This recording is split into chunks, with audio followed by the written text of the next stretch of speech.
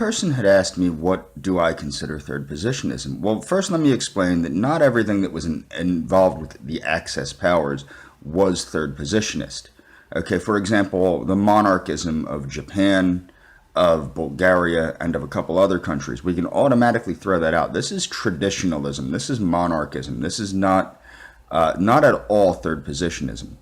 Okay, the second thing is, well, okay, first, third positionism must be authoritarian. It must accept class stratification and a strict order of social classing. Okay, this is true for fascism, National Socialism, etc.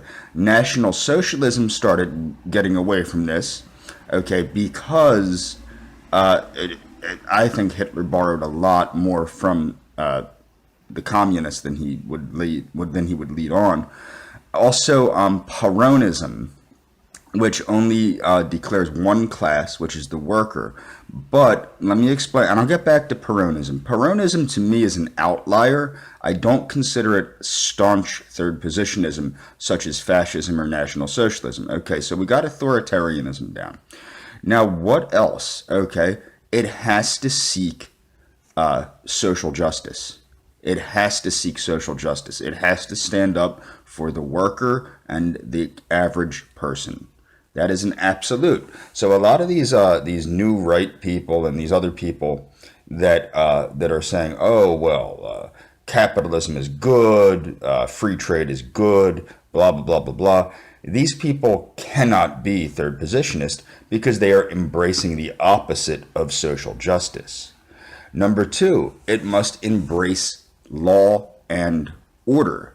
This is another problem between the authoritarianism and the class stratification. Order is another issue that gets in the way when people say, well, I'm an anarchist, but I'm a Nazi. Well, you can be an anarchist all you want, but if you're not embracing law and order and authoritarianism and class stratification, you're not a third positionist.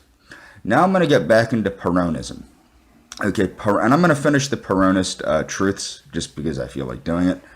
Peronism I don't consider to be legitimate third positionism. This falls, I think...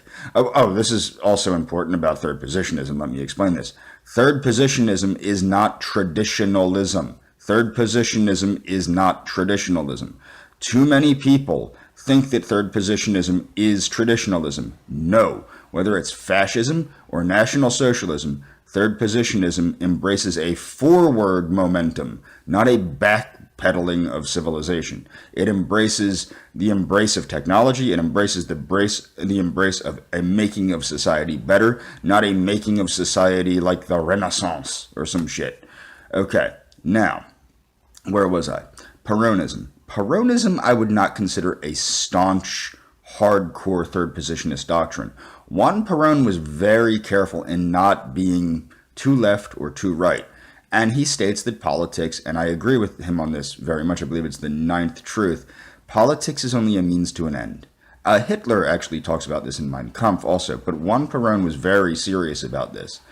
I think Peronism, as is seen in Argentine politics, it can go one way or the other. It can go communistic, or it can go fascistic. The primary difference between Peronism and communism is, well, A, it works, and B, it has, it's a nationalistic ideology that states that the Argentine people are important to Argentines, and that I'll get back into it so that I can explain it more in depth. But the fact of the matter is, third positionism, as third positionism, is there's a very narrow line of what it is. National Bolshevism pushes the envelope, and a lot of these modernist movements, they aren't third positionist. Also, in third positionism, as much as it's not traditionalist, it's not seeking postmodernism. And this is why when I try to explain futurism, see, Mussolini embraced futurism, but not this postmodernist crap with the frickin' abstract nonsense. That was not fascism. Fascism embraced classicism. It embraced classic ideals with the embrace of technology to move forward. I'm not reclaiming myself to be a third positionist. Don't be concerned about that. My point is that you can't say, well, everything that is white supremacist, or everything that is this, or everything that is that is third positionist. Because you also must remember, third positionism needn't be, it needn't be white even. There are many third positionists that aren't white, Asian, Hispanic, even Native American in the States. So it's difficult. Now, Rockwell third positionism, Rockwell Nazism, American Nazism, is third positionist. But this is another one where it's more or less, while he embraced socialism, he also was very staunch at embracing Americanism. So there are more modern movements that retain third positionism, but many of what exists now is not third positionist.